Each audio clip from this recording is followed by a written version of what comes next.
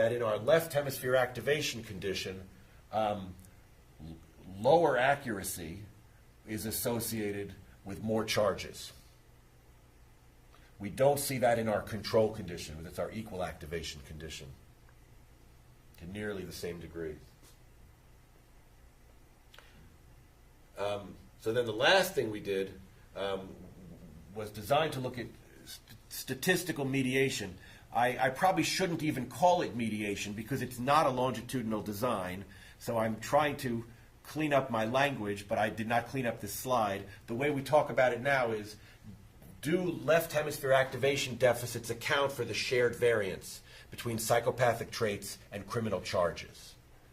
Another way of saying that is, are there indirect relationships? Does it appear statistically that the relationship between crime and psychopathy goes through laboratory task deficits? And the way we assess that is the Barron and Kenny traditional regression method. You enter one predictor of, say, psychopathy before you enter the laboratory task deficits, and then you enter it after you enter the laboratory task deficits. And we see if psychopathy is less predictive of crime.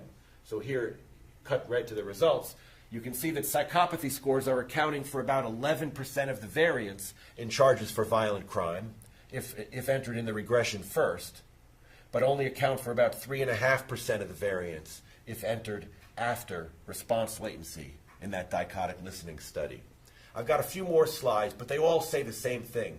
The gist of all these slides is that the amount of variance in our criterion, criminal behavior criterion, is cut in half, basically, by adding the left hemisphere activation task performance.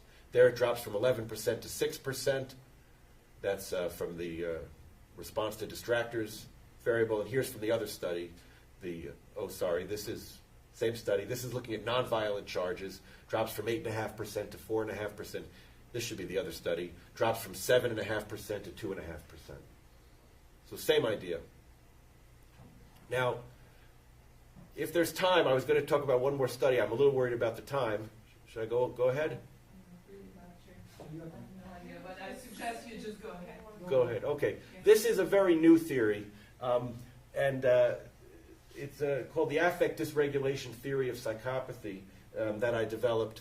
And I thought I might be presenting this in another talk, but I had some difficulty scheduling the other talk, so I decided to just put it here and expose you to it, at least in very brief terms. I mentioned earlier the emotional processing idea. Right? And there's plenty of evidence that people with psychopathic traits are deficient at processing emotion. This is commonly explained as reflecting an underlying emotion deficit. And this is really one of the dominant views of psychopathy in the field today. Simplifying it slightly, because there are a few different versions of it, the basic idea is that there is a genetic or biological, temperamental lack of emotional capacity.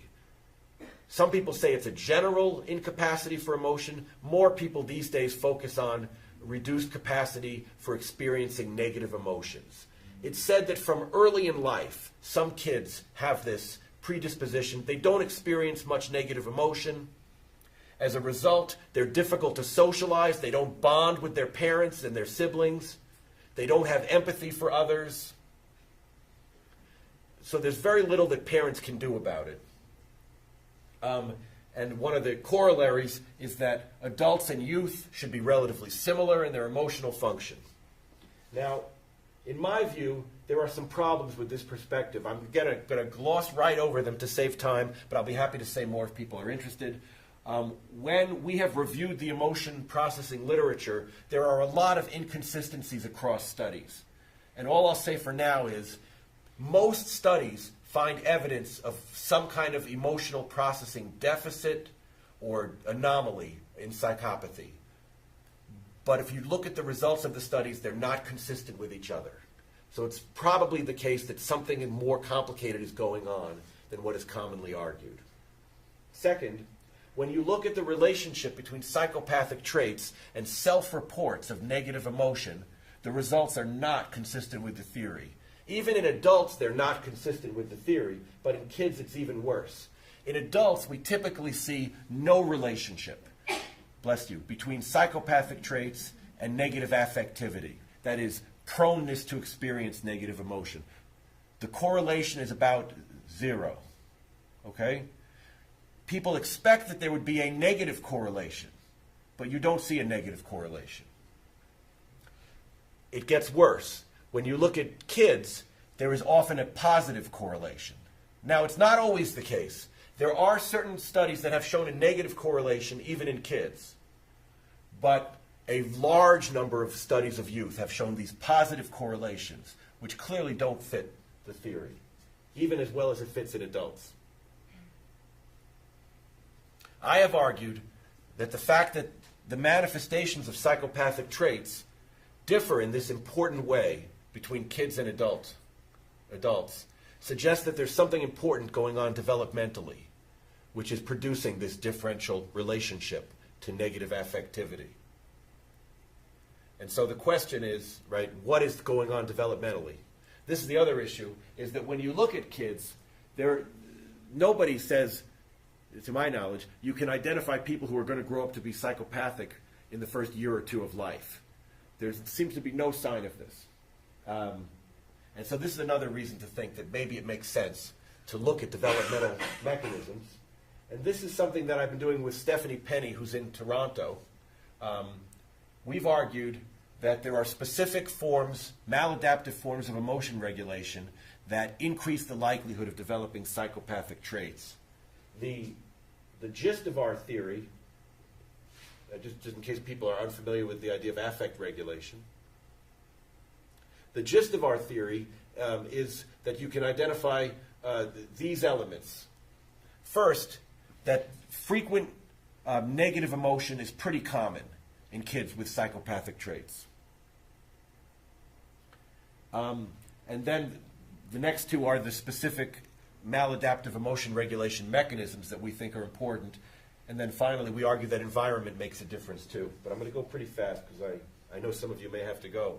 So in terms of negative affect, we argue, right, there is often this positive relationship between psychopathic traits and negative emotion, and that kids who have a genetic predisposition to psychopathy and who experience a lot of negative emotion are at heightened risk for developing psychopathic traits.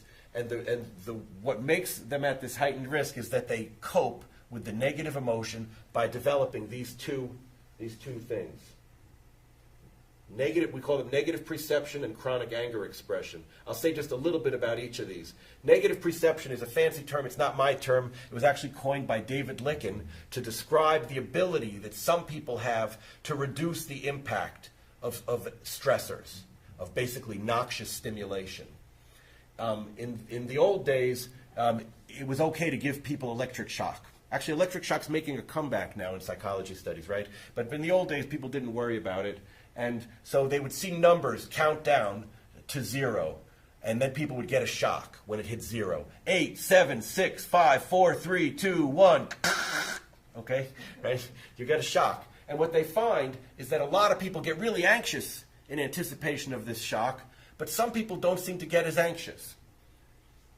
And what Licken found in one of his studies was in people who were lower in anxiety, they showed a big heart rate increase before the shock came. And then they didn't have much of a heart rate increase after the shock.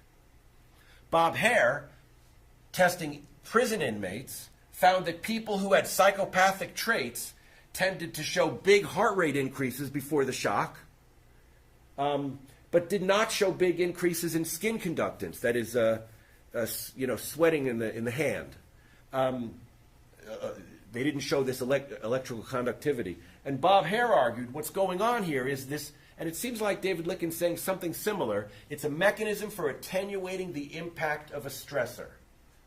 It's a kind of a coping response. Here's Bob Hare's version. The heart rate increase is a sign of the active coping, and then the lack of electrodermal activity, lack of skin conductance, is a way of showing that the coping worked. They were able to reduce the impact of the noxious stimulus. Okay? So what we have argued, Stephanie Penny and I, is just that this same idea applies not just to outside stressors, but to internal negative emotions. That some people learn to attenuate the impact of negative emotions such as sadness and fear. Now, we don't know that we're right, but it seemed like, right, it fits with this literature, with the countdown paradigm, and we wanted to see if it would work with emotional stimuli